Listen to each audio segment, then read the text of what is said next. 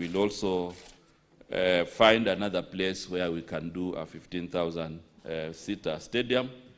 But because this is a project which was started in 2017, we will endeavor to complete it to, accommodate football and other track events with the capacity of 5,000, just to make sure that we accommodate, the challenges that we have found on the ground.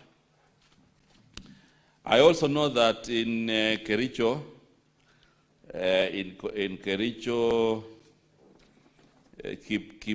Kiprugut Chumo, which had been done for celebrations. This is a field also with a capacity of 5,000. And when we checked the other standards, we realized that other standards cannot be accommodated, especially matters athletics. And therefore, Honorable Speaker, we are doing Kapkatet Stadium in Kericho, which will have a 10,000-seater. And this one, our contractor has already been identified. The other issue about Mombasa, the proposal, Honorable Speaker, that came was that Mombasa County Government had proposed that we do a securitization process for around 1.5 billion, which they suggested how that money was going to be paid. We cannot do that securitization, and therefore what we have decided is that we will still work with the county government on a different arrangement, but still achieve an international stadium in Mombasa. So I want to assure the House that we have put priority for Mombasa to have an international stadium, and that is part of what we are working now. Last week, we were assessing Kilifi, and in Kilifi, we've already agreed with the county government to do a 10,000-seater, and we've agreed on the arrangement for partnership.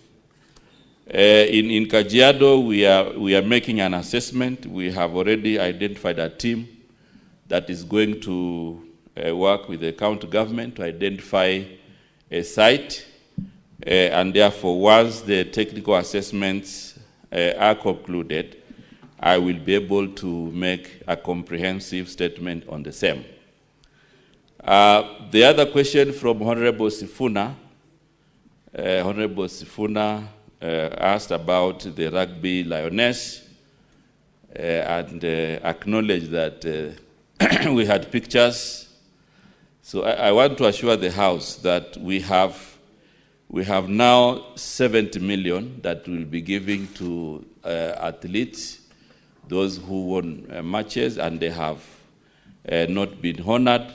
And part of this money is also going to be given to the rugby team and the other teams. So in the next few weeks, we'll be calling them and we'll be giving them their awards. I know I can see Mheshimiwa Sifuna is nodding, but that is the plan, and that is the plan we will be implementing because that is what we have set aside as government to ensure that we honor our achievers. So, Honorable CS, for clarity, the 2 million dummy check is part of the 70 million which you intend to use to honor athletes?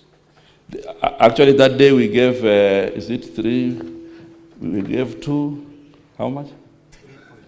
3.2. We actually gave them 3.2 in that dummy check, and there should be no cause for alarm. I'm sure we will also give others who may not have benefited. So the 70 million is the package, including the 3.2 that we had given earlier. Because we also have athletes who won, who broke records. Some were honored, some were not honored. So in total, we have set aside 70 million. And we will be giving this soon. And you will see the ceremony and you will confirm. So I really don't want to belabor on this point, because I know we have committed and we will deliver. Maybe Mheshimiwa Sifuna would have wanted it differently, but this is the arrangement that we have done in the ministry. The other question is about Bungoma. Bungoma, we have paid that 6 million for the canopy, and the contractor is on the ground to do the canopy, because we agreed that we also do canopy for Bungoma, and the contractor is on the ground. We have just paid that 6 million for him to continue. Now, in terms of preparation for Harambee Stars, we are very confident. The team is already in the camp. We have supported them. They have a good technical bench. They have a good head coach. And therefore, preparation for the team is ongoing. And we are in touch to ensure that we do whatever we can do to support them. And I want to use this opportunity to rally the Senate and to rally all Kenyans, to ensure that we support our team, Harambee Stars. In Embu, I know we have a stadium there. We are now doing the changing rooms in the Embu Stadium, which was done for celebrations, but now we are embarking on making sure that it can comply for matters sports. So we are currently doing the changing rooms. On the other one, Njukiri, Kajiado I have mentioned. I can see Senator things I have skipped. I said we are making their technical assessment and identifying you've already stated the issue. So Meru, that is Embu, that is what we are doing. We're doing the changing rooms. And that is the current situation on the ground. In Nyandarua, the Olkalau Stadium has now been advertised. It's going to be done by the Ministry of Defense. And so that's the situation in Nyandarua. It's been advertised and is going to be implemented by the Ministry of Defense.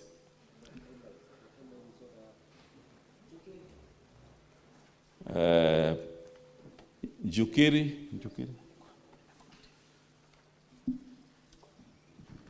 I think I responded on the Embu one.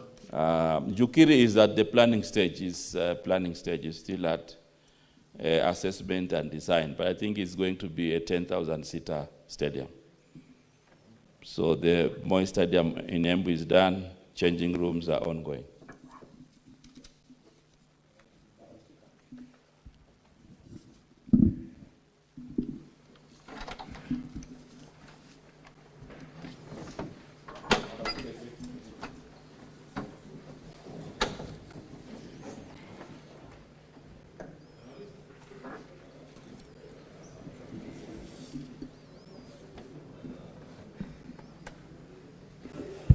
CS, please finish. Yes, Madam Speaker, I have finished the supplementary questions that arose from the floor.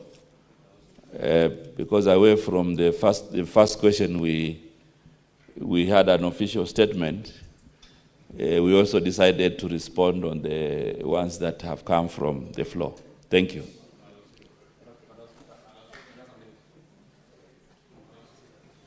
Honorable Senators, we're moving to the next question. I have ruled. Which one?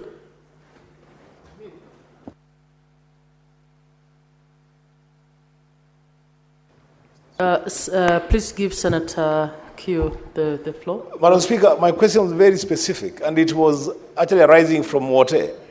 The minister said that they have cut down on the size of the stadium. And I asked, what is going to be the new capacity of that stadium? And has that had an impact on the budget from the original design? Senator Methu, which bit has not been answered? Just, the minister has just said what I've said. He has told us that the stadium has been handed over to the Ministry of Defense. That is what I said. He has said that the stadium has been advertised. That is what I have said. I asked him, what timelines are there?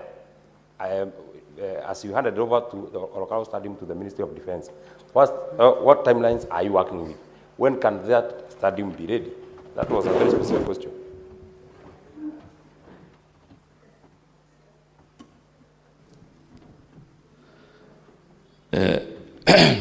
Mr. Speaker, allow me to restate my points as follows. Number one, I said the new capacity in Wote will be 5,000. And I also said that we will identify a new ground where we will do a bigger stadium of 15,000 capacity. I also said in Nyandarua, Olkalau has been advertised by the Minister of Defense, and that size of stadium takes about 12 months to complete. Maybe I should also add as additional information that Kitui is now 15% of implementation and is going to be handed over to us by the contractor on the 6th of October for Mashujaa celebrations. Thank you, Honorable Sears.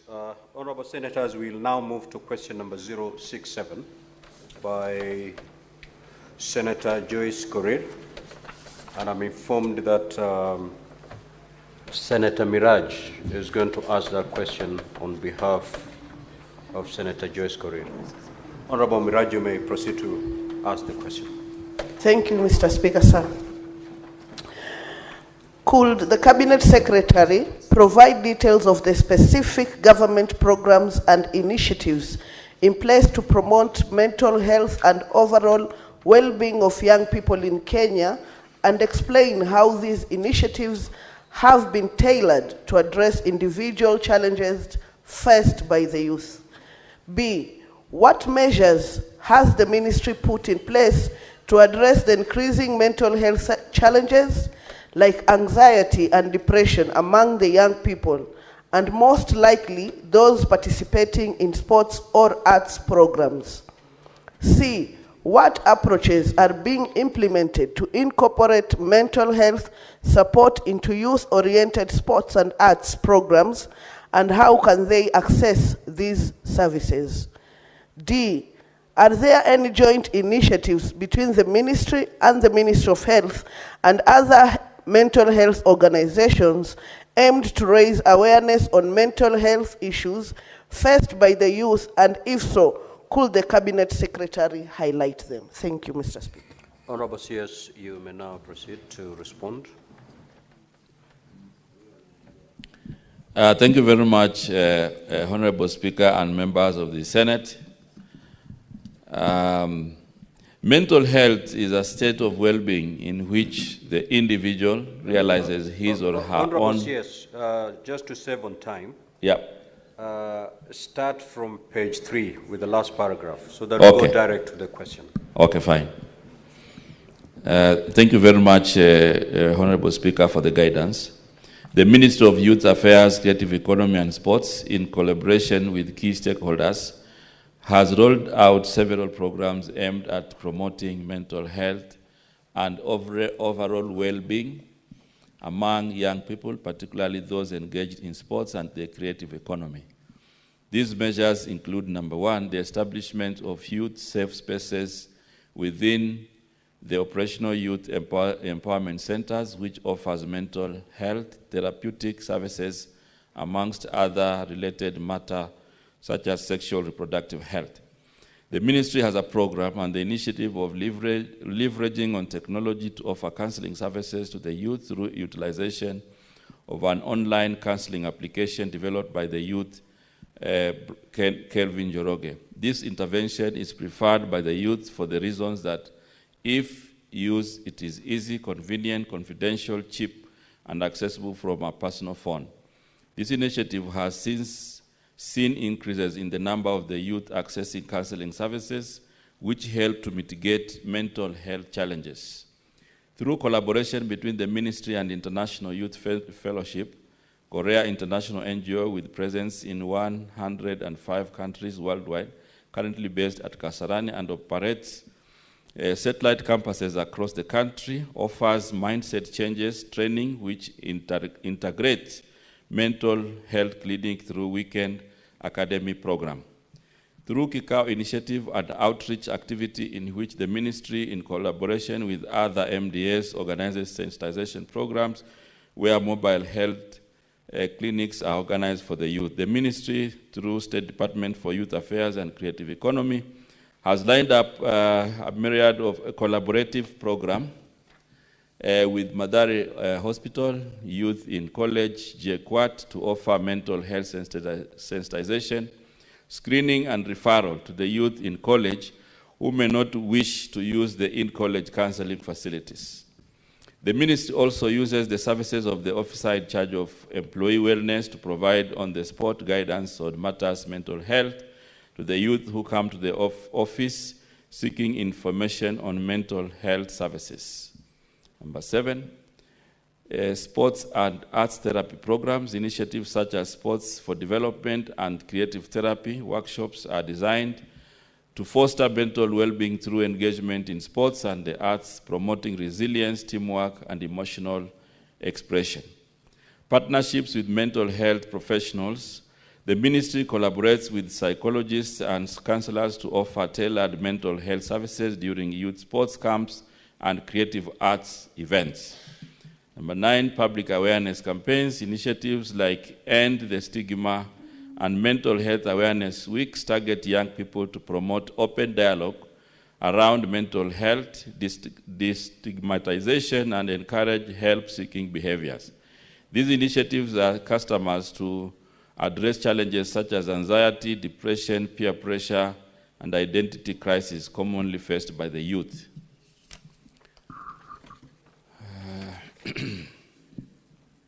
The ministry also has adopted a multifaceted approach, including embedding mental health services in youth centers and sports federations.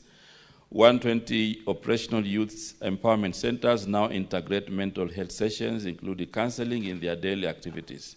The sports federations too have integrated counseling and mental health screening in their programs.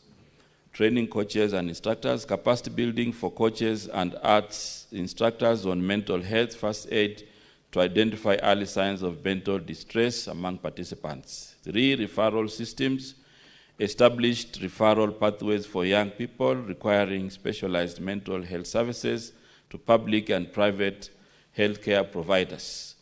Number 4, wellness programs for national teams.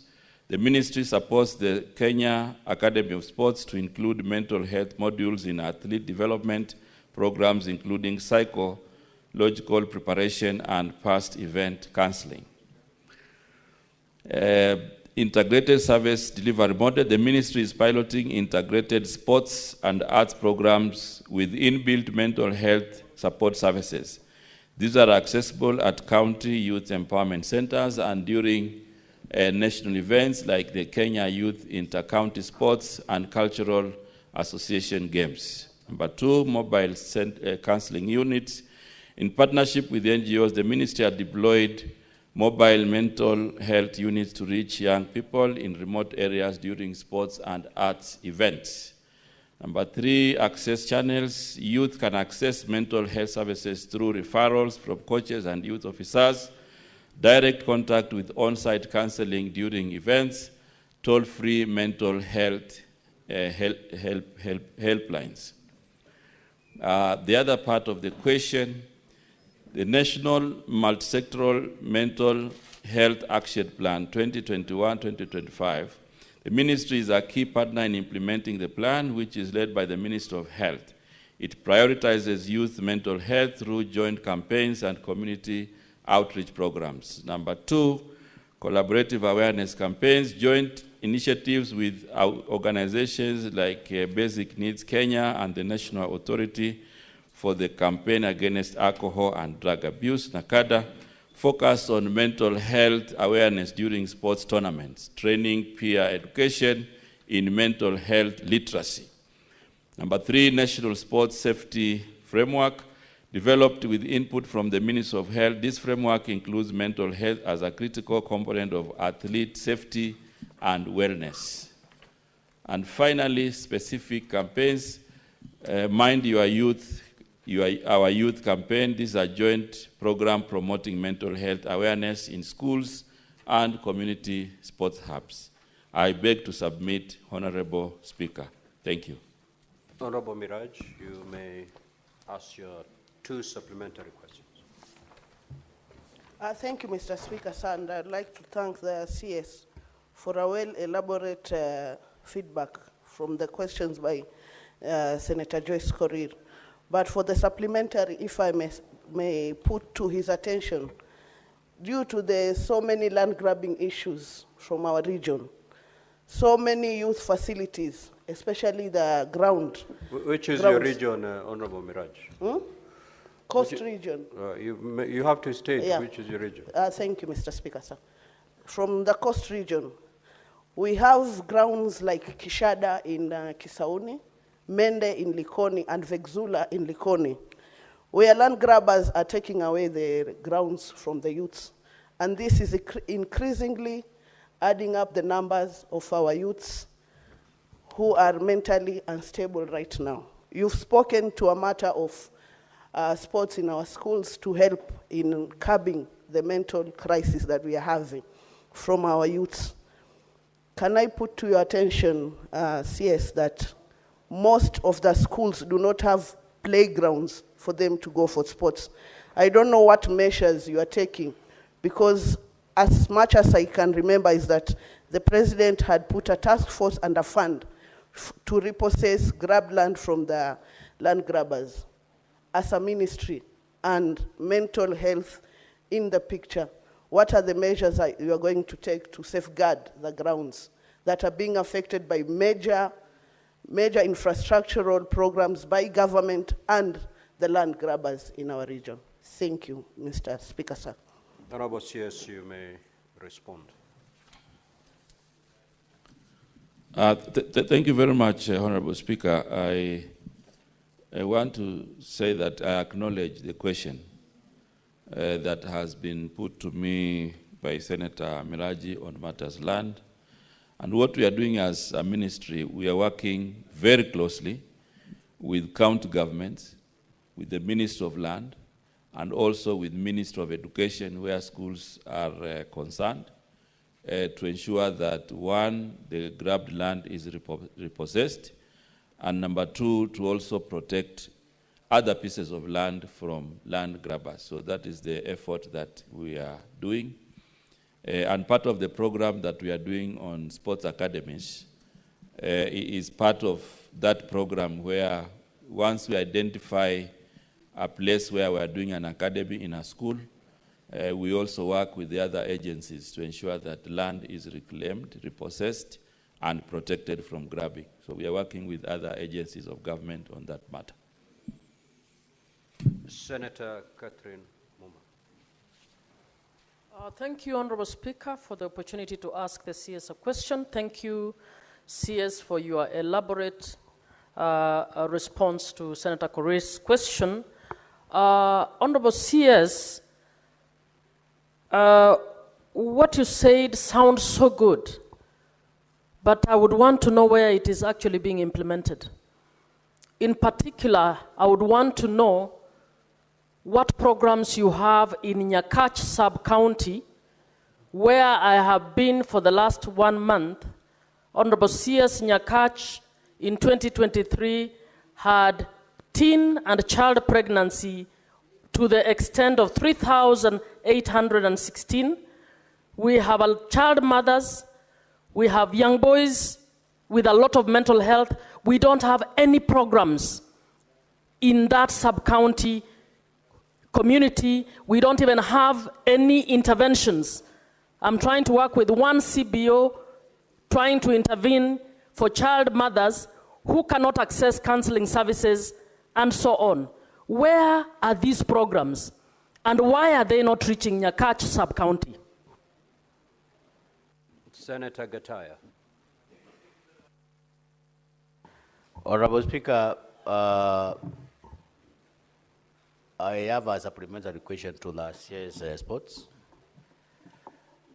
concerning a stadium in Tharaka Nithi. Honorable Gataya, kindly take your seat. What is it, Honorable Speaker? Just take your seat. Just take your seat. Senator Manzo. Thank you, Mr. Speaker. Mr. Speaker, I had an opportunity to be a secretary in the Ministry of Youth and Sports. And I want to ask the Cabinet Secretary in this relation to the mental illness of young people. The Youth Fund was set to help those who wanted to set up businesses so that they can self-employ themselves. I've seen an initiative whereby people are fundraising for the youth. What has happened to the Youth Fund? And now implementing it to make sure that we reduce mental illness or depression or stress of young people by making sure that they secure their future through self-employment. Senator Veronica Maina. Thank you, Honorable Speaker, and welcome CS together with the PS of Sport. My question is in regard to promotion of mental health among the youth. And I would want to know what measures and efforts the Ministry of Youth Affairs and Creative Economy and Sports have put in place to facilitate conversation and dialogue to reconcile the emerging issues that have been raised by the youths who have been very dissatisfied and have been demonstrating, using the medium of sports and creative economy to enhance intergenerational conversations. What measures is your ministry putting in place to intervene with the emerging issues that are affecting the youths as they demonstrate on the streets? Senator Wambua. Speaker, I sought this opportunity to clarify an issue because this is a house of record. The CS has indicated to us in the previous question that Kitui Stadium is being renovated. Senator Wambua. Mr. Speaker, this is important. Senator, however important it is, we have our rules. Yes, Mr. Speaker. And but the people of Kitui are online. Senator Wambua. And they are saying the stadium is not being renovated, Mr. Speaker. Senator Wambua, you had an opportunity. I gave you an opportunity. Yes, but he responded to when he responded to the Speaker. We have dealt with our question. We are now on the question of mental health. Mr. Speaker. Anything that is not related to mental health. Mr. Speaker, it is the same ministry. Seen. Take your seat, Honorable Senator. Mr. Speaker, I'm here because the people want me. Senator Wambua, you're defying the ruling of the Speaker, and you know the consequences.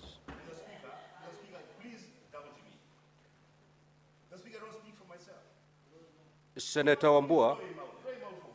Senator Wambua. Senator Wambua. The stadium is not being renovated. That's the truth. What is being renovated is the state lodge, where the president will spend the night, and the other thing being renovated. Senator Reche, you may proceed. Senator Murgo, you may proceed.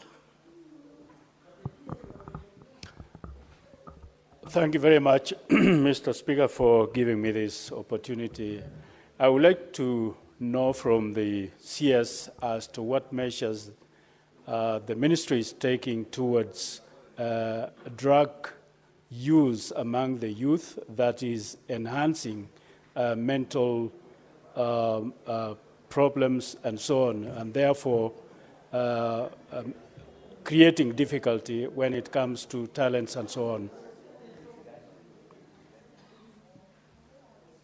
Senator Kavindu. Yeah, thank you, Mr. Speaker. I just wanted to know from the CS what is doing in Machakos about mental health in youth, regards youth. Are you having any programs in Machakos in particular, and also dealing with drugs addiction in those areas with youth? Thank you. Senator Mandago. Thank you very much, Honorable Speaker. Honorable Speaker, my question to the CS is, the programs he has said they are running, unfortunately, we have no data about them in the counties, Honorable Speaker. What is the CS doing and the ministry doing to ensure that these programs reach the youth at the lowest administrative unit at the ward level, to ensure that the sensitization and the programs do benefit the youth, Honorable Speaker, and even using sports? Why do we have tournaments that are being funded by members of parliament individually and so forth? Why can the ministry itself run all sports tournaments for youths across all the wards, 1,800 wards in this country, so that even the programs can have higher penetration in terms of reaching out to the youth? Thank you, Honorable Speaker. Senator Beatrice Kenya. Thank you, Honorable Speaker. I needed to get from the CS. Bona CS, do you think we handled the Gen Z issue in last year well? And in your opinion, as a ministry, what are some of the innovative ways in which we could have attended to their outcries? Senator Newton. Thank you, Mr. Speaker. My question to the CS is on mental health for the youth. Exactly how does the ministry identify youths who have mental health challenges? And I ask that, Honorable Speaker, because what the youths have been going through in the last few months must have caused most of them challenges, seeing most of them killed and sometimes abducted. This must have caused a lot of mental stress and anguish. So how do you identify as a ministry youths that have mental issues, because we must prevent other than cure? Thank you, Mr. Speaker. Senator Chiranke. Thank you, Mr. Speaker. Sir, mine is on a follow-up on the issue of mental health among youth. Bwana Waziri, there were an issue that most of the young people that went on demonstrations, they were using hard drugs and substance abuse. As a ministry, there were allegations. Can you learn how the law operates, Senator Wambua? Mr. Speaker, you need to protect me. There were allegations that most of the young people, including the criminals and goons that were sponsored people known to Senator Wambua, were using hard substance and drug abuse. Senator Fernandez, just proceed to withdraw and apologize to your colleague. Mr. Speaker, I say best known to him. But I withdraw and apologize. I withdraw and apologize so that we make progress.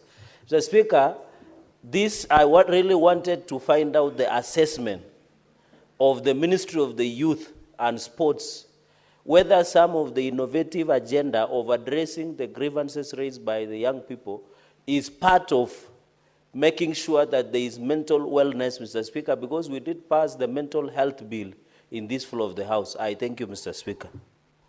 Honorable CS, you may now proceed to respond. Honorable Speaker, I must agree that the questions are very many. But I want to assure you I will respond to all of them, including the one that I had already responded to from the Senator of Kitui. I was in Kitui last Wednesday.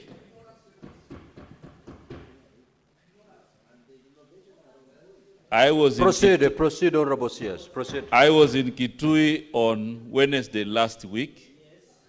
What we are doing in Kitui County is not a renovation. We are doing a fresh 10,000-seater stadium at Ithokwe. The contractor is on the ground. His name is called Milcons. So I want to confirm by the 6th of October, we will go back to take over that facility for Mashujaa Day celebrations. Honorable CS, proceed to respond to Now, the questions now I related to proceed. mental health. Now I proceed to respond to the other questions because I had to set the record straight on that matter, Mr. Speaker. Honorable CS, can you proceed to respond? Honorable Senator Faketui, you're out of order, and I'm giving you a first question. Proceed. Okay.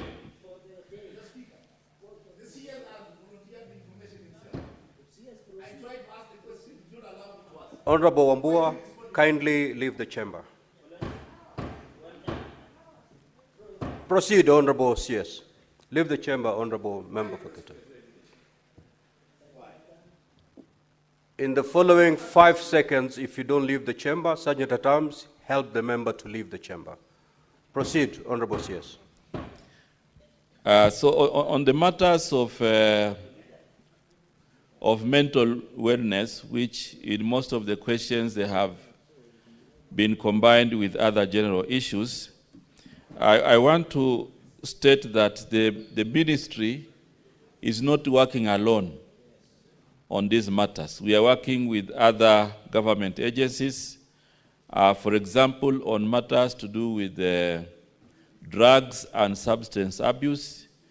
We are working with NACADA and also the Ministry of Interior to identify and also to have remedies to address these matters. Number two, there was an issue in Nyakach. The honorable member wanted to know what we are doing in Nyakach sub-county on matters teenage pregnancies and mental health. Honorable Speaker, I want to state that currently I did come with data for Nyakach, but I want to confirm that this is a sub-county. We will also check the statistics and work with the agencies in that area to know the numbers, and then we address them. So this is an issue we are flagging and we are prioritizing in our next intervention. There was a question about youth fund. The Youth Enterprise Fund is still financing businesses for the youth. When they apply, they still access loans. And this question by Honorable Manzo, I also want to add that currently we are even supporting the labor mobility program, those youths who get jobs outside the country. We also support them through Youth Enterprise Fund to take care of the initial costs as they proceed to work abroad. Most of the other questions were relating to mental health. We have our Kenya Academy of Sports that also engages youth on matters mental health. And we are also working with the international NGO from Korea. The last month we had about 15,000 youth graduating from the weekend sessions that happen in Kasarani. And these youth come from across the county. And the main topic that is dealt with in those forums has to do with wellness and also mental health. So this is a program we are working together with this international NGO, and it is touching on almost all counties. So it's only that we have monthly sessions which bring on board youth from the different counties. So you might not see it on the ground because they do it here in Kasarani, fully funded by this NGO and the Ministry of Youth. And we have agreed to extend this program to even the lower levels in our county. So we are working together with this NGO. On the matters of youth generally in this country, I think there has been a specific reference to what is happening now and the Gen Z and all this. I also want to state that as a ministry, we have initiated a dialogue program called WAZO and Kikao, which brings on board the youth for an engagement.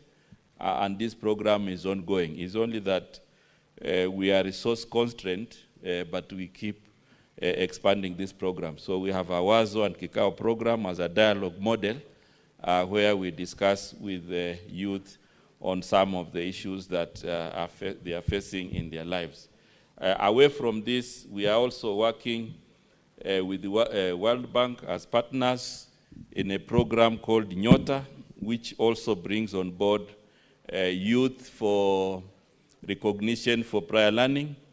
It also brings on board youth for business grants and also youth in skills development. Currently, we have youth who have applied because this program, we are targeting 800,000 youth in the country, and we'll be launching these grants and benefits in next month of August because now the applications have been processed online. Star 254 hash, and they are able to make the application for this program. This is a program where the youth participating will, at the end of the training, for example, those who will go through the business training, they will be funded 50,000 to initiate their businesses. Those who will do the skills component, they will equally be funded to inspire their skills, and they'll be paid 6,000 stipend a month for 6 months to make sure that they stay in this program and also benefit. This is a program which is running across the country, and therefore it is part of what we are doing to enhance their capacity. So I think basically, Honorable Speaker, on all matters to do with the mental health, I think these are general issues that I've already handled. On the matter of identification, we also have the Kenya Academy of Sports that trains community referees and other coaches at the community level. And identification, some of it is done at school level, some of it is done at community level to ensure we bring them on board for training. And every training that is done for coaches, referees, and the community technical people, and the youth takes care of a mental health session, which is the one that handles most of the issues. One senator wanted to know my opinion. Do you think the Gen Z was handled well last year? I think this is a matter for discussion for all of us. I don't think I have a personal opinion on the handling of Gen Z, but I think my opinion and the position of the Ministry of Youth Affairs on matters youth is that the youth of our country are an opportunity that we can work together to transform our nation. However, for that to happen, youth therefore have to be connected to the strategic interventions because youth have a career, youth have a dream, and I'm sure the dream is not necessarily for them to act negatively. The dream is for them to use their potential, to use their skills so that they can inspire their livelihood. And therefore, all interventions, government and non-government, should focus on working with young people to help them to realize their potential, to create an enabling environment for them to achieve their dreams. So anything else away from that is going to be negating their success. And that is why even the youth participating in the different athletes, we have also reviewed, because most of the mental challenges were to do with the financing. So we have actually also reviewed the award for athletics from April this year. We have approved the new rates. For example, the youth who will participate in Olympics and they are able to acquire a gold medals, instead of paying them 750,000, we have now graduated this to 3 million. silver from 500 to 2 million, bronze 300,000 to 1 million. Those who will participate in Commonwealth, gold now has moved from 500,000 to 2.5 million, silver from 300,000 to 1.5, and 200 bronze from 200,000 to 1 million. So these are the new rates. Those who will participate in Youth Olympics and they win gold, we have moved the rewards from 300,000 to 500,000, silver from 200 to 350, and bronze from 100 to 150. So these are some of the measures we are using to inspire athletes and also to address hopelessness, to address mental challenges. Thank you very much, Honorable Speaker, and I want to thank you most sincerely for giving me this opportunity to address the Senate. And finally, Mr. Speaker, there was one issue about tournaments. One member asked about what we are doing on matters tournaments. We have designed a concept and will soon be launching government-funded tournaments from the world level to the national level. And FKF is also working with all of us to see how we can regulate and support the youth on the ground. But we'll be running a league from the world level to the national level, where then participation of youth will be very key. And I'm sure this is going to address some of the issues that you are facing where you are hosting individual tournaments. They are very expensive. They are not sustainable. So we'll be working with you in this new arrangement. Thank you very much, Mr. Speaker and honorable members. Thank you, Honorable CS. You are now free to leave to attend to other duties. Thank you. Clerk, you may now usher in the CS in charge of environment and climate matters.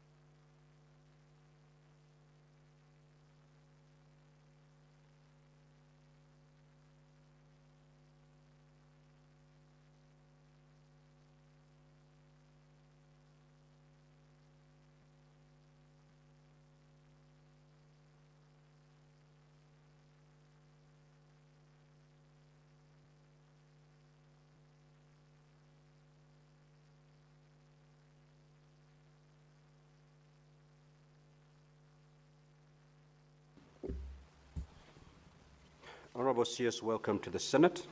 Now you're here to respond to question number 086 by the Senator from Murang'a County, and also question number 091 by the Senator from Marsabit. We will proceed with question number 086. Honorable Senator from Murang'a, kindly ask your question. Thank you, Honorable Speaker. These are my questions, or my question to the Honorable CS. One, could the Cabinet Secretary explain why dumping of waste has been allowed to continue at an illegal site located at Mukara Junction, Muguru Ward in Kangema, Murang'a County, a site originally excavated by Lee Construction Limited during the construction of the Ngunyi, Kifango, Mukarara Road in 2018. B, what immediate measures has the ministry put in place to address illegal dumping, particularly at sites obstructing public infrastructure, as the one near the county slaughterhouse and Tambaya village in Kangema, Murang'a County? And C, what long-term waste management and monitoring strategies does the ministry have to prevent environmental degradation and public health risks in residential areas across the country? I thank you, Honorable Speaker. Honorable CS, you may now respond. Thank you, Honorable Speaker, and honorable members for according us time to give answers to the concern. I would like to respond as follows. The solid waste disposal site at the Mukarara Junction in Kangema town is a county government of Murang'a's designated dump site for the solid waste generated from the town. Before the site was designated as a solid waste disposal site, it was an abandoned road construction material borrow pit. Designation of sites for solid waste disposal in the country is done by county governments. It is guided by the understanding that counties have no proper solid waste management facilities like landfills and material recovery facilities. The designated sites are required to start managing waste under agreed minimum requirements. The site is currently established, recognized, operated, and managed by the county government of Murang'a through the Department of Environment of the county government. It lies in a large public land estimated to be 200 acres. The management of the site, however, does not meet the expected standards. For example, there are no control measures to prevent dumping and spread of waste outside the disposal site. The site is not fenced or manned by county government officials. There is dumping of waste along the access road since the roads inside the site are not motorable because they are not maintained. The waste is not spread, not covered, nor compacted. There are no measures put in place to mitigate against fires or breeding of rodents and other nuisances. There is no environmental impact assessment for the site, no annual environmental audits.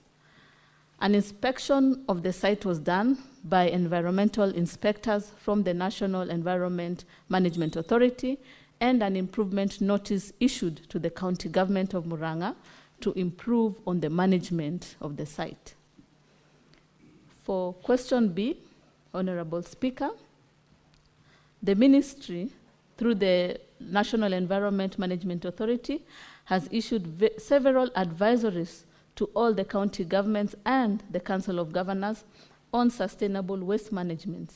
Some of the advisories include on 19th July 2024, where NEMA wrote to the county governors through COG advising counties to remove all wastes in undesignated sites and submit a zonation plan for waste collection and disposal areas. This is annexed 4, management of illegal dump sites. A reminder on the same was done on 30th August 2024, annexed 5, reminder on illegal dump sites. On 19th July 2024, a letter was sent to all county secretaries requesting them to ensure all waste is segregated, collected, and transported to designated waste handling facilities, Annex 6, advisory to the county governments. Specifically, the advisory requires the county governments to, number one, collect, handle, and transport waste and deliver it to facilities that are licensed and designated as per Section 7 of Environmental Management and Coordination, Waste Management Regulations of 2024, to establish waste management infrastructure to promote source segregation, collection, reuse, and set up material recovery facilities as per Section 9 of the Sustainable Waste Management Act 2022, waste transportation trucks not to carry mixed waste, reorganize existing dump sites to ensure there are separate reception areas for organic, general waste, residual waste from material recovery facilities, and landfill for unrecoverable waste. The reorganization will assist in reducing waste contamination and will enable recovery of valuables from waste.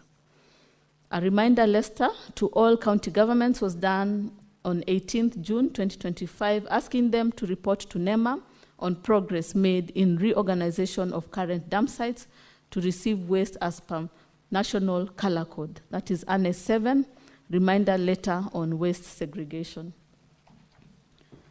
A public notice and letter to all waste transporters was done on 18th June 2025, requiring them to adhere to the National Waste Color Code and not to transport mixed waste. That is Annex 8, letter to transporters on waste segregation. On question C, Honorable Speaker, the ministry has put in place a number of waste management and monitoring strategies to prevent degradation and public health risks in residential areas. These include the following: licensing of facilities and waste transporters, where NEMA licensed waste transporters as well as waste treatment and disposal facilities as per Environmental Management and Coordination Waste Management Regulations of 2024. The issued licenses have conditions used to monitor the status of licensed facilities and transportation vehicles in order to maintain the set standards. Secondly, awareness program where NEMA collaborates with county governments, including Murang'a County Government, on awareness aimed at changing public behavior with respect to management of waste at the household level, proper waste handling by waste handlers, that's transporters, aggregators, among others, and development of material recovery facilities. NEMA is actively involved in promoting and regulating material recovery facilities as required by Sustainable Waste Management Act 2022. NEMA has developed guidelines for establishing MRFs and is working with counties, including Murang'a County, to implement the guidelines. Various technologies, both manual and mechanical, are being promoted to separate different types of recyclable, like paper, plastics, metals, and glass, in order to ensure they are clean and ready for processing. Another way is the extender producer responsibility, where the Sustainable Waste Management, that is the Extender Producer Responsibility Regulations 2024, requires all producers to take care of the products introduced on the Kenyan market and waste arising therefrom. Using the EPR law, counties shall only be expected to be directly in charge of organic waste management, as the synthetic waste shall be managed by the producers. NEMA has started to educate and register producers of EPR. The producers are being held accountable for the environmental impact of their products throughout their life cycle.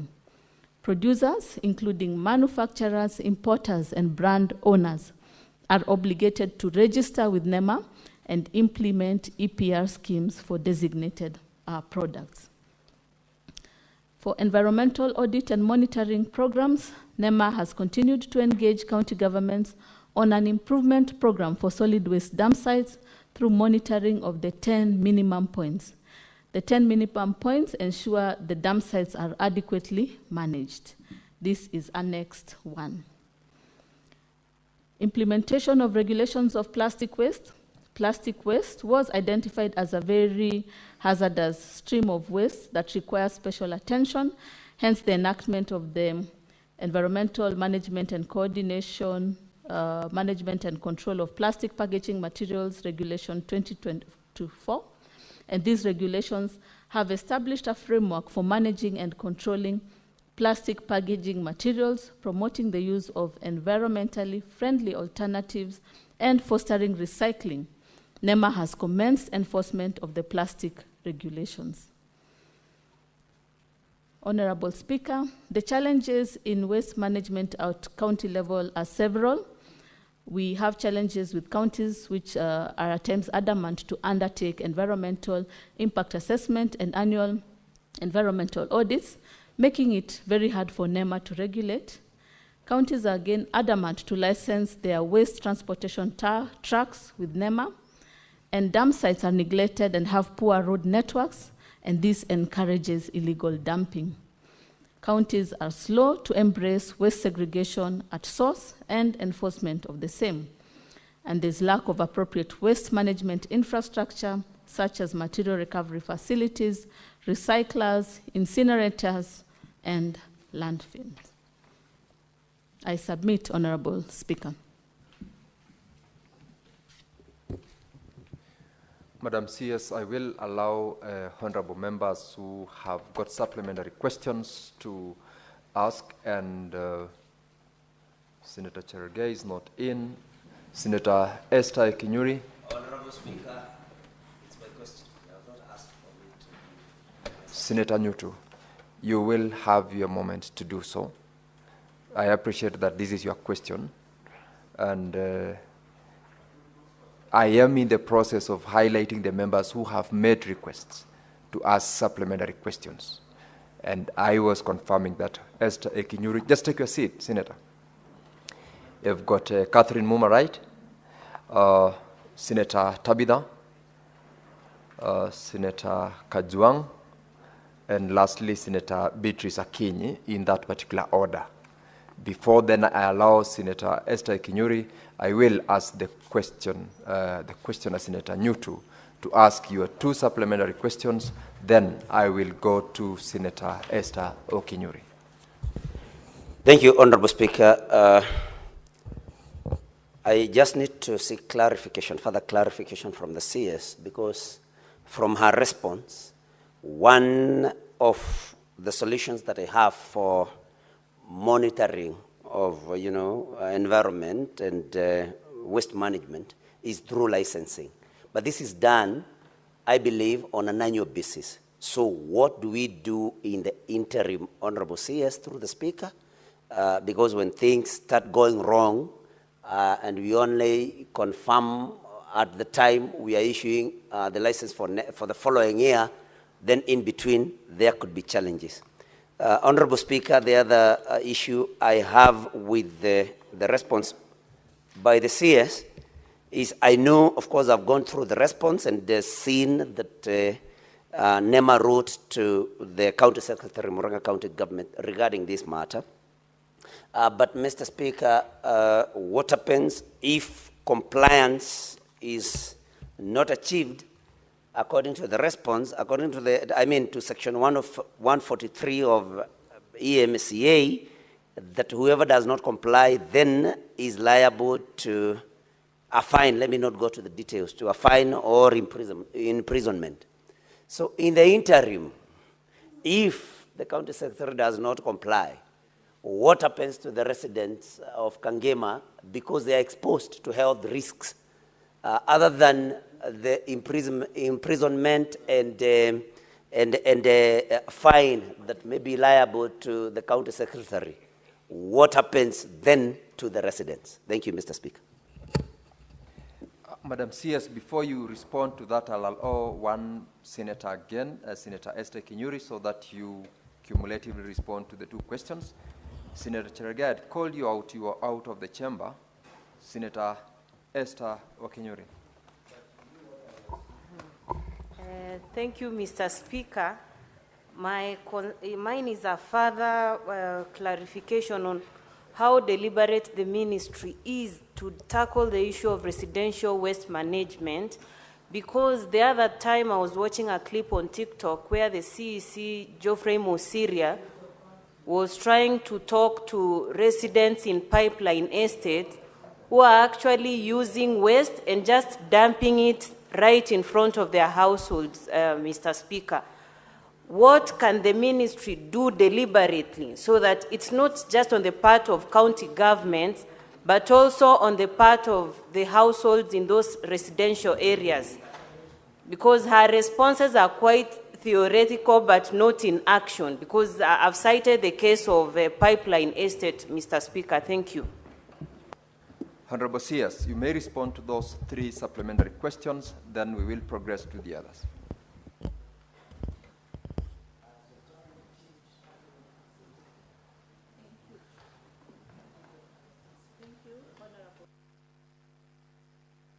Give the CS the microphone, please.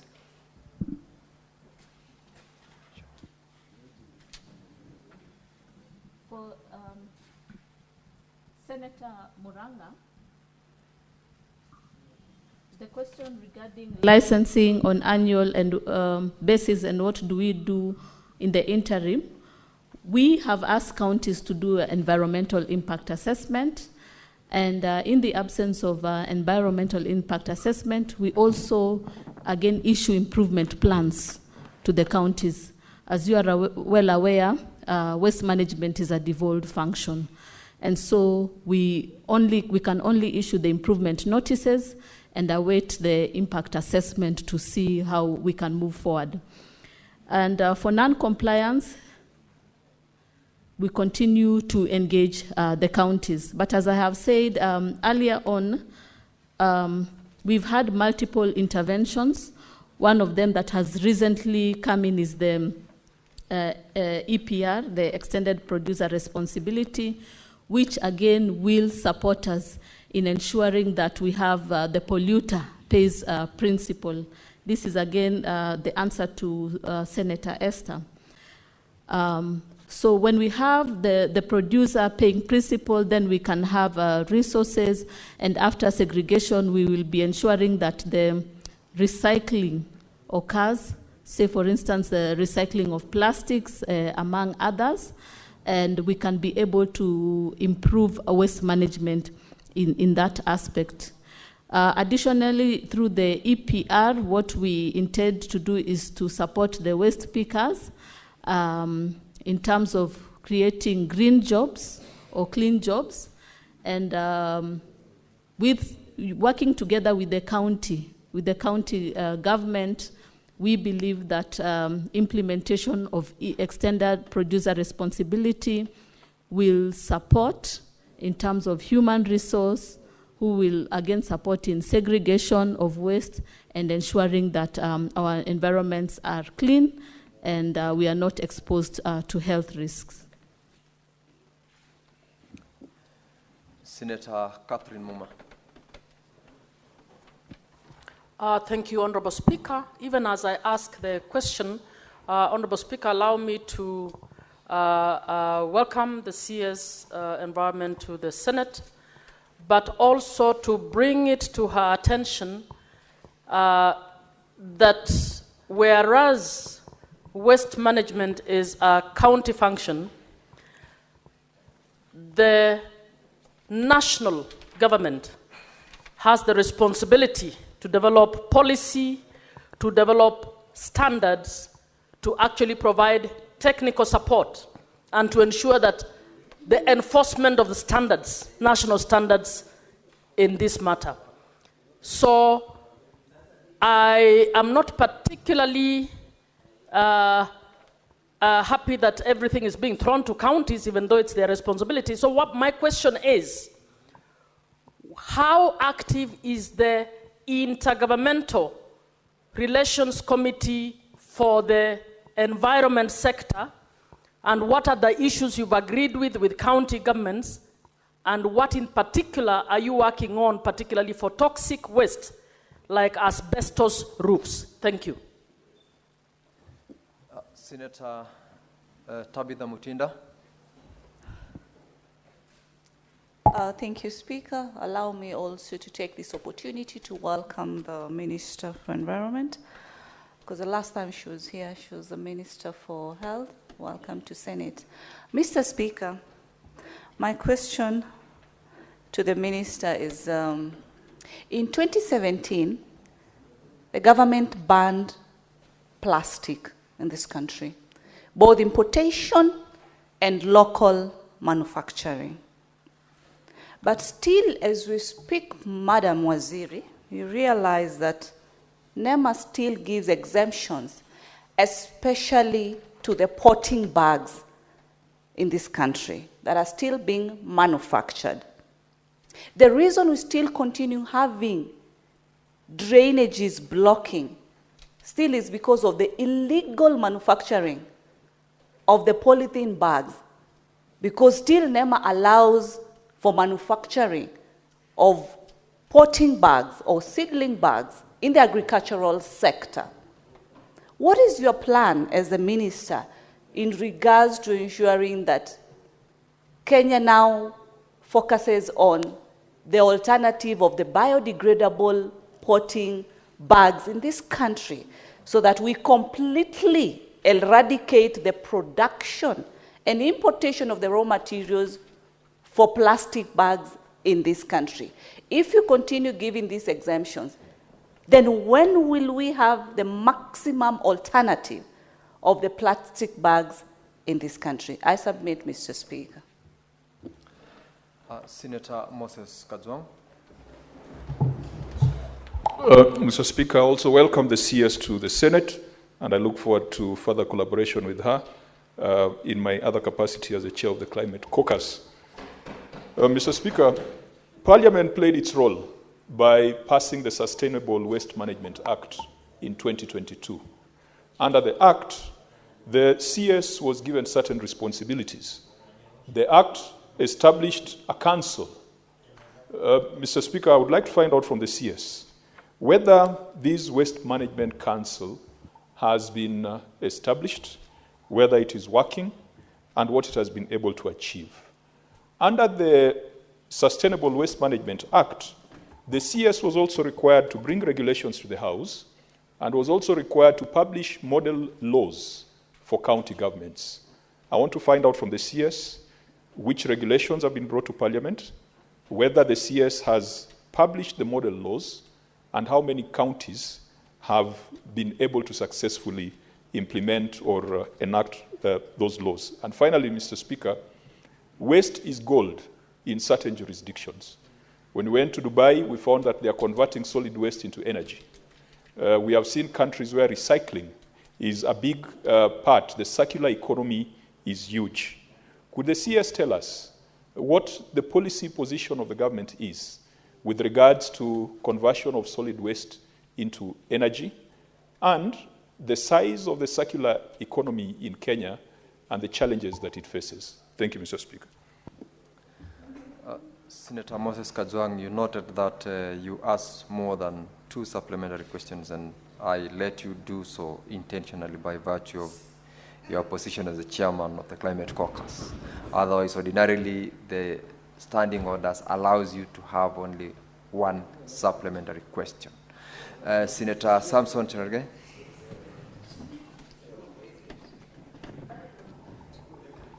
And I thought, Chair, Speaker, we should amend standing orders to include Climate Caucus as part of our committees. So, Speaker, with your indulgence, I want to also welcome Waziri. I think we were in Kaptagat and she did a good job. She's also sitting next to my voter. So I'll support her naturally because she's sitting next to my voter. Mr. Speaker, I want to ask the CS, we have agreed there are many policies on waste management. Our city, Nairobi, Mombasa, Eldoret, Kapsabet, Mutembei, and all the towns and cities and urban centers are being choked by, including Bomet town, are being choked by waste. Mr. Speaker, the NEMA is seated here, and I hope I have seen the DG. What are they doing about illegal dumping and solid waste management in this country? Because whenever you drive, Mr. Speaker, you see waste all over. In fact, Nairobi is the worst. I think the county government and governor of Nairobi have left the waste to be all over, Mr. Speaker. and even in terms of estate solid waste management. Mr. Speaker, you and me know that you pay for your waste to be taken from your house wherever you live. Of course, I know where you live, Speaker, but I will not say it for the record. But, Mr. Speaker, we have to pay. Yet we have all these policies, Mr. Speaker. What is the ministry doing in fighting against illegal dumping, in solid waste management, Mr. Speaker? Because this solid management, as the chair of climate action has said, it can be turned into gold. So can the CS give us a silver bullet on how to address this issue of illegal dumping and solid waste management, and possibly partner with other partners to ensure we can transform solid into something that we can use for the value of the economy? I thank you, Mr. Speaker. Senator Beatrice Akinyi. Thank you, Mr. Speaker, sir, and for accepting that my head of delegation was able to give more than one question, and I think I will ride on that privilege that he has had as his delegation. That is a Honorable Speaker, of the chairperson, Senator Honorable Speaker, Honorable Speaker, I want to start by welcoming the CS, Madam Deborah, who we have worked with before, and in the delegation I also see a former DG of NEMA, Ayuba, a man I worked with, and an officer who was very passionate about environmental issues then. I hope he still is. Madam Honorable Speaker, my question is that how often does the CS engage with the counties as intergovernmental forum, as was envisaged in the Constitution 2010? Honorable Speaker, I notice a number of these issues are also touching on counties. And if the CS was engaging the counties on this meeting, a number of them would be thrashed. Honorable Speaker, I also wanted to know from the CS if the county environment committees are in place, are working, because NEMA is a member of that, and how staffed are their decentralized offices at the counties? Mr. Speaker, sir, because you only see one or two officers, which is not proportionate to the members that we have and to the service that we want offered. Thank you, Mr. Speaker, sir. Senator Manzo. Yes, sir. Mr. Speaker, to implement what is in C, the long-term waste management and monitoring strategies, I want to ask the CS what budgetary allocation does he have in this financial year to be able to implement all this which is asked in this question, because without a budget, really, it's not possible, Mr. Speaker. Senator John Kinywa.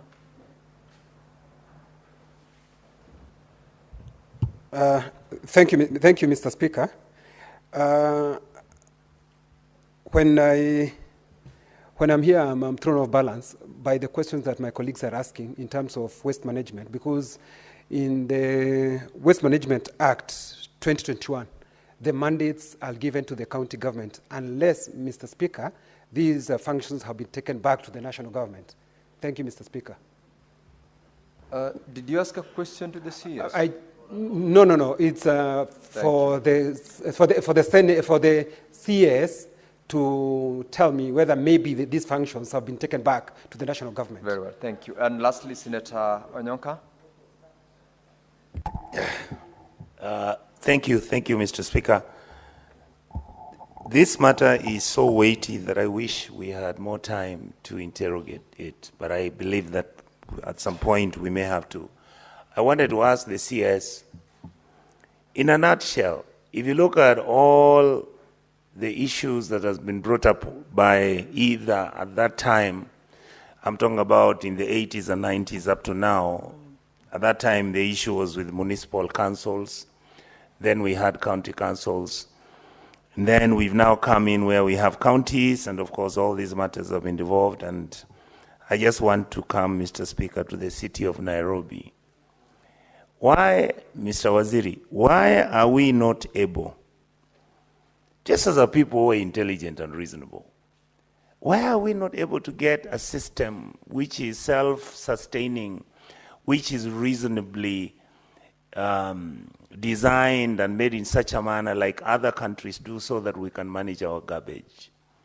Isn't it, Waziri? Because many of us in this house and elsewhere are the ones who are actually the ones collecting the garbage and making billions and billions out of it, instead of setting up basic infrastructure which is available. You even have donors. There are donors who want to give us some of this infrastructure so that we set it for free.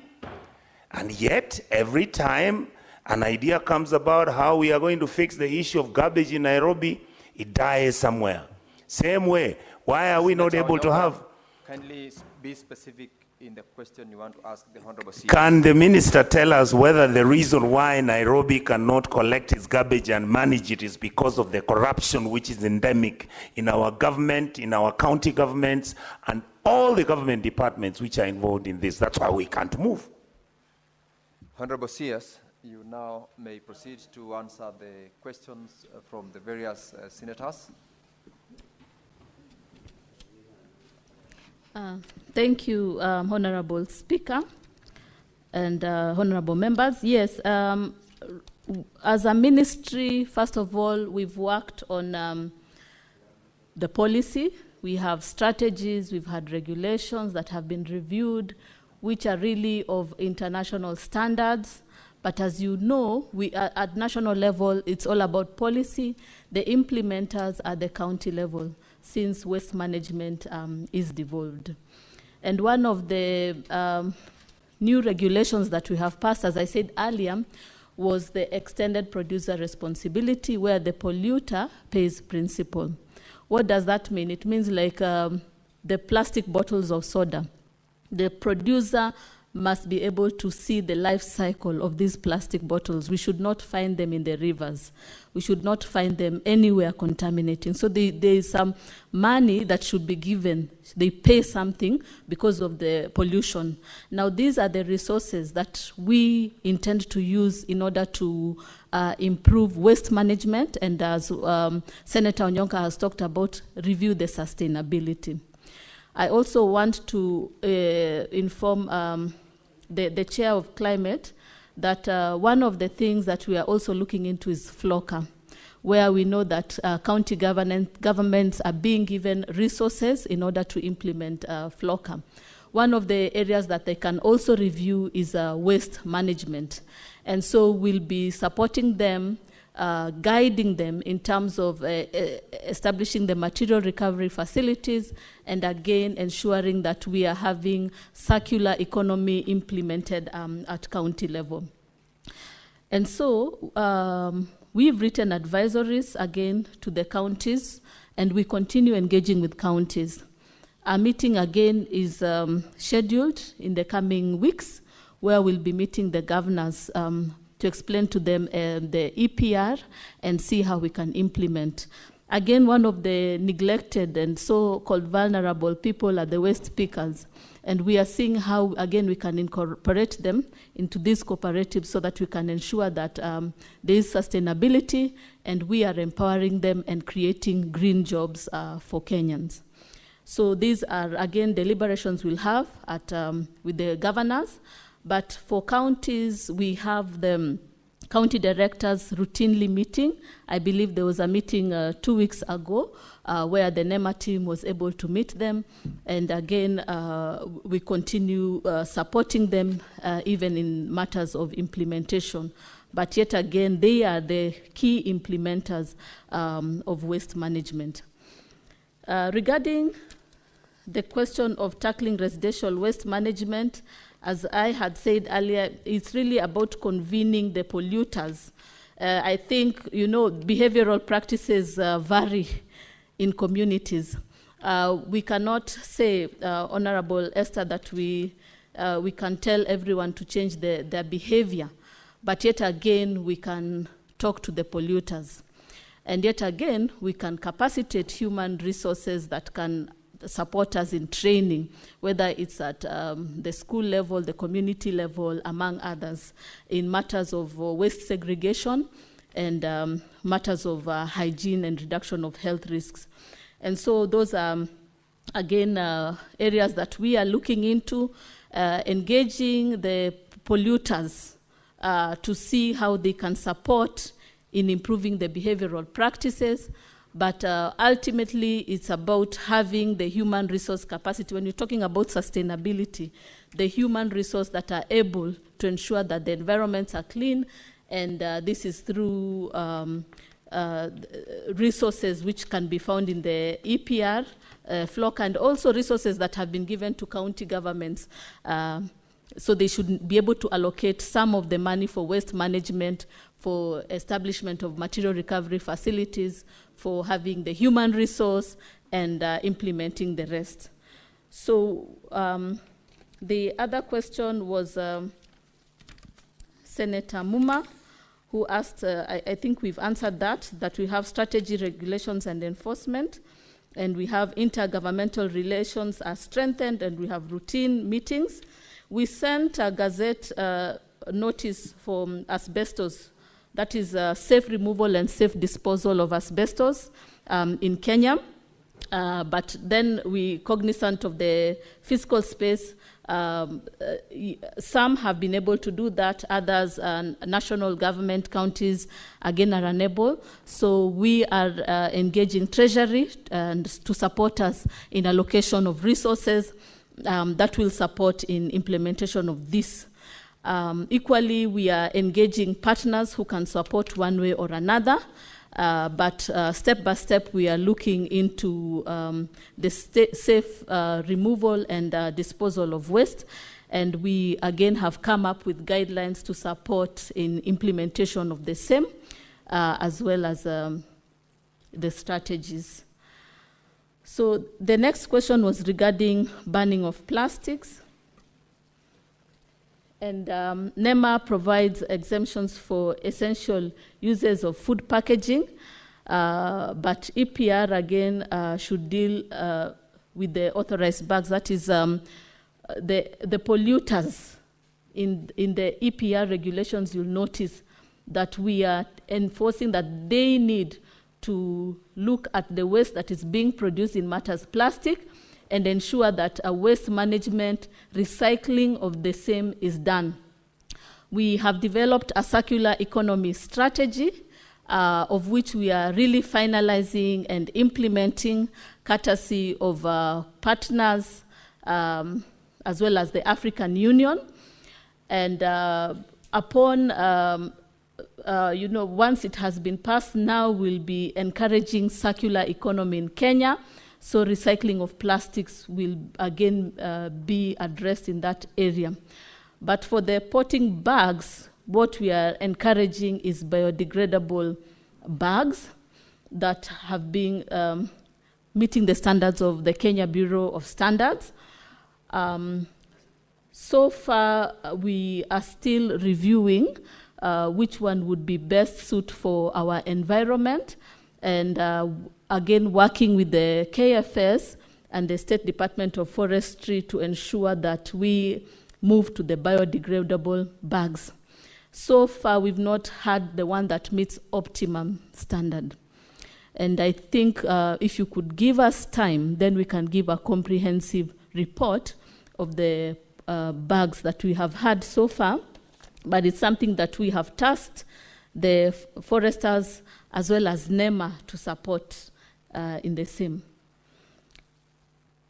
For the Waste Management Council, it is being established very soon. And again, regarding the laws, we have developed model laws for the counties. And again, they should be able to use those laws.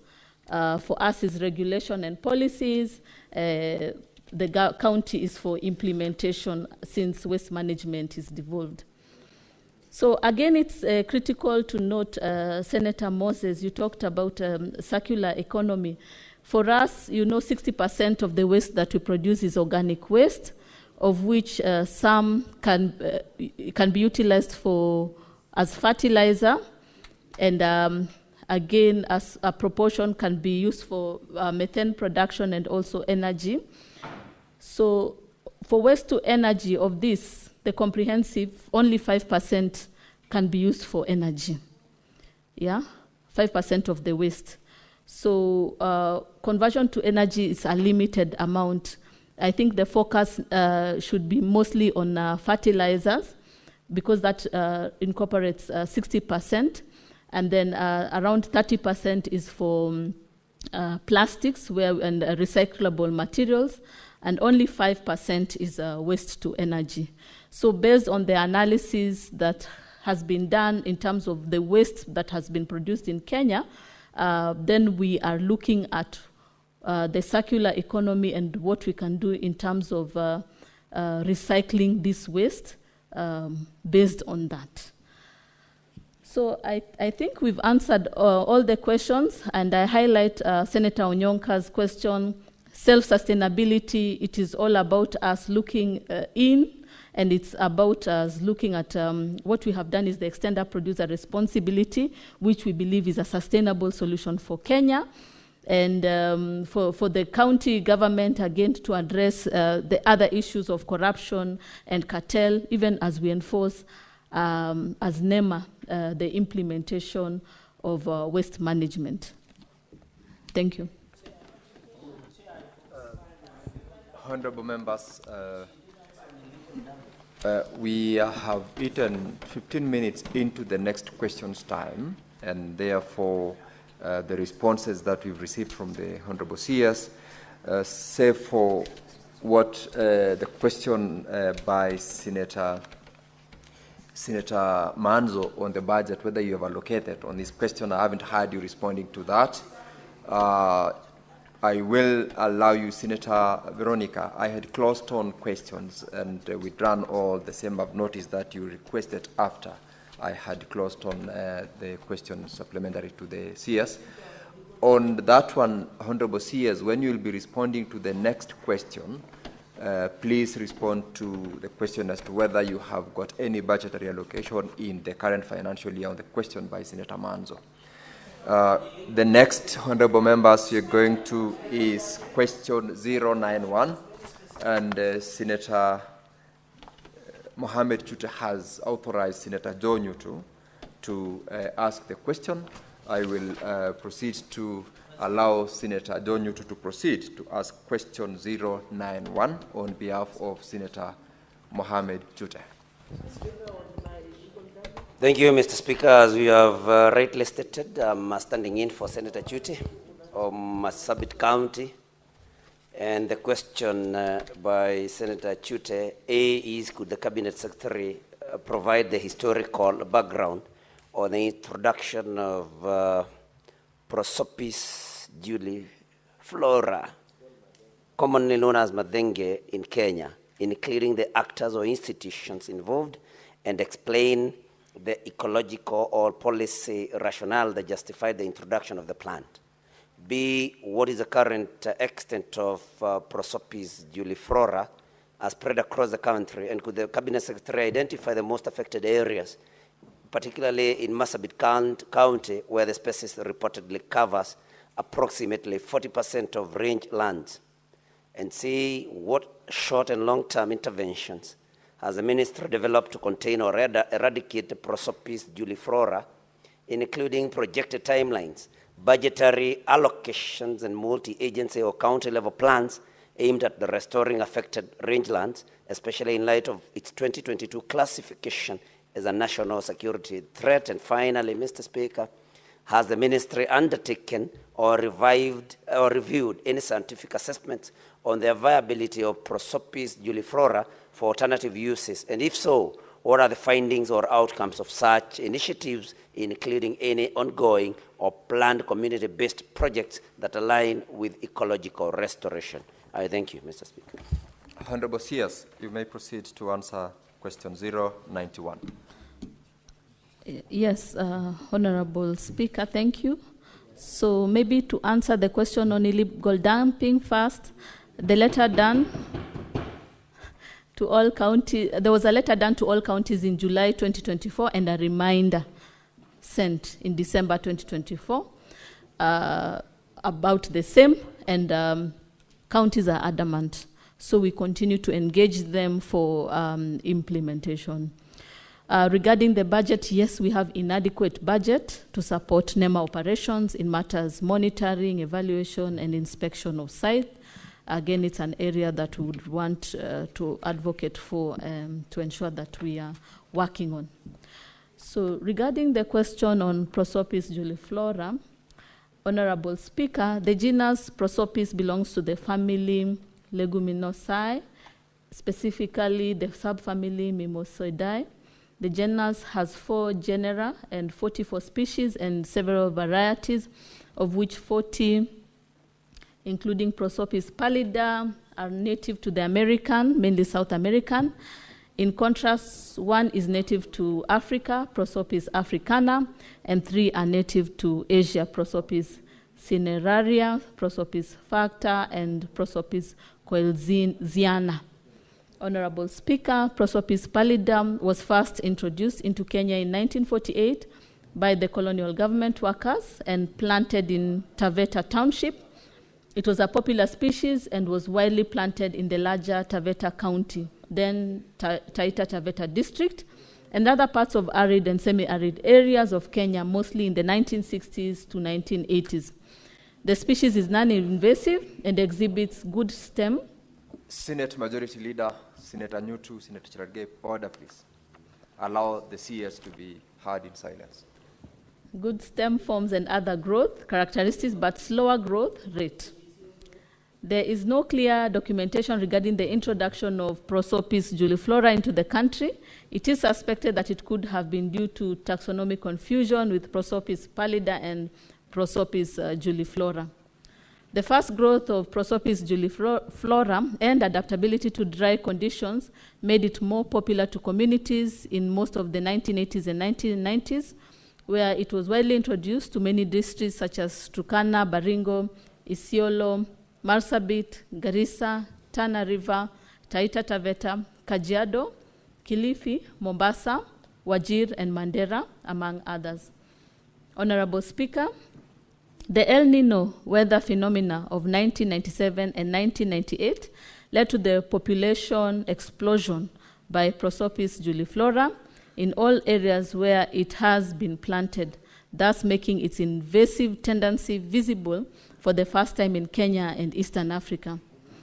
The species has since invaded wetlands, grazing areas, irrigation schemes, and other areas of high conservation value, thus displacing pastoral communities over wide areas and other land use systems, causing poverty and helplessness. Regarding question B, to identify the most affected areas, Honorable Speaker, the most recent assessment of Prosopis juliflora cover is estimated at 1.12 million hectares in 22 counties. Turkana County is the largest, estimated at 361,000 hectares, while Marsabit has a Prosopis cover of 142,000 hectares. The most affected areas of Marsabit County are Loglogo, Moyale, Loyangalani, Maikona, Kor, North Hor, Malabot, Martidorop, and South Hor, among others. This is Annex 1.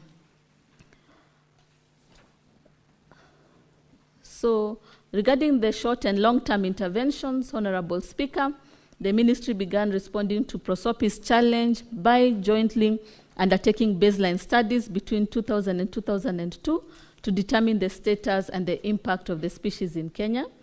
A major output of the study was the first national workshop on integrated management and control of Prosopis species 2003 that led to the formation of the first national Prosopis task force in 2004, which was later transformed into a steering committee for the first pilot project on integrated management and control of Prosopis in Kenya.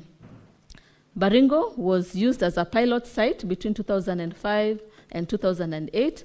Members were drawn from key government ministries, environment, agriculture, livestock, education, including universities, lands, and international agencies such as WWF, CABI, ICRAF, UNEP, UNDP, and FAO, and several NGOs and CBOs, Representatives of the 6 affected counties, then districts, were also included, namely Baringo, Garissa, Mandera, Tana River, Turkana, and Taita Taveta.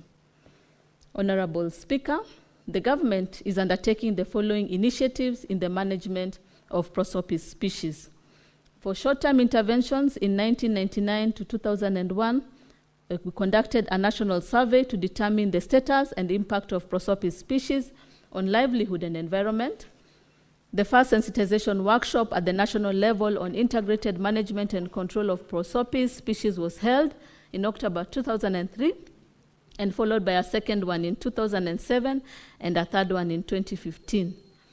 Several others at the county level in all the affected counties have been carried out in 2016 to 2024. Between 2004 and 2006, the government secured technical support from development partners such as FAO